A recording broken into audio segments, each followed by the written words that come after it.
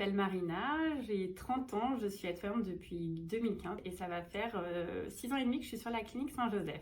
J'ai commencé par un BEP carrière sanitaire et sociale au lycée Simone Veil à Angers. Puis ça s'est transformé en bac pro ASSP, accompagnement, soins, services à la personne. Durant mon année de bac pro ASSP, j'ai passé le concours d'aide-soignante et j'ai intégré la formation d'aide-soignante à l'IFSO de Belle.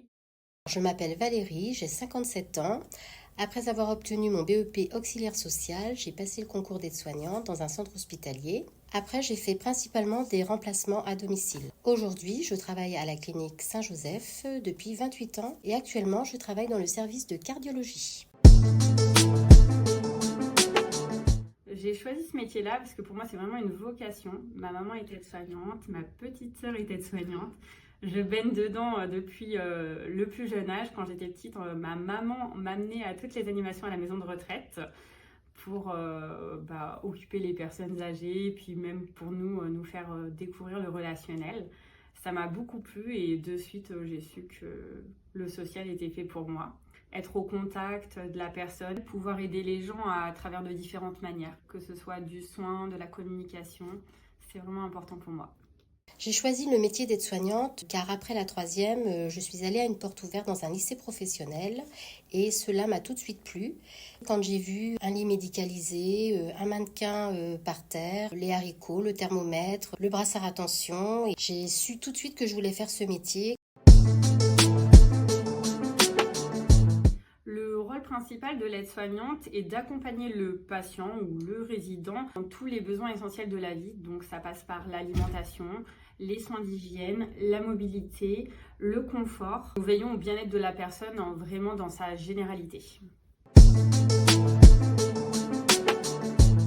Pour être aide-soignante, avant tout, il faut être patiente, être à l'écoute, douce et empathique, avoir le sens de l'organisation, avoir l'esprit d'équipe, avoir un bon relationnel et être discrète.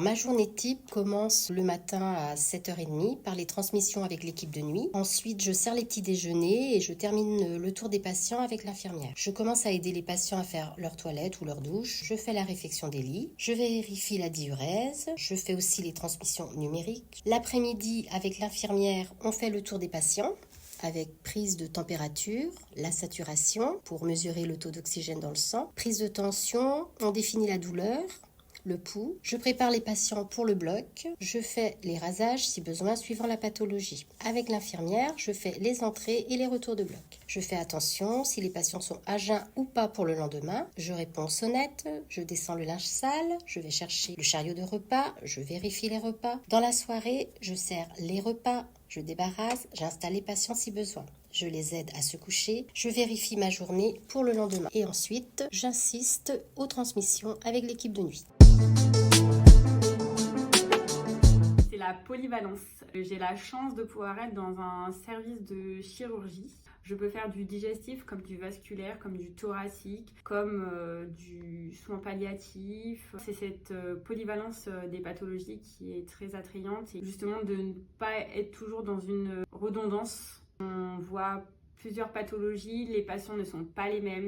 Donc on en apprend tous les jours. Dans mon travail, j'aime le côté humain. J'aime rassurer, réconforter les patients. Je trouve souvent une solution à leurs problèmes. J'aime l'ambiance de travail avec mon équipe. J'aime aider, m'occuper des patients, qu'ils se sentent bien, qu'ils ne manquent de rien. J'aime distribuer les repas, j'aime faire les lits. J'aime les préparations au bloc. J'aime à peu près tout. C'est un ensemble. Un jour, un patient qui se faisait opérer le jour de ses 50 ans, avec l'infirmière, nous avons décidé de commander une part de gâteau à la cuisine. Une autre collègue nous a prêté une bougie musicale qu'elle avait dans son sac et nous sommes arrivés dans sa chambre en lui chantant « Joyeux anniversaire ». Le patient et sa femme étaient très touchés de notre geste. J'aime ce genre de moment où je porte une attention aux patients.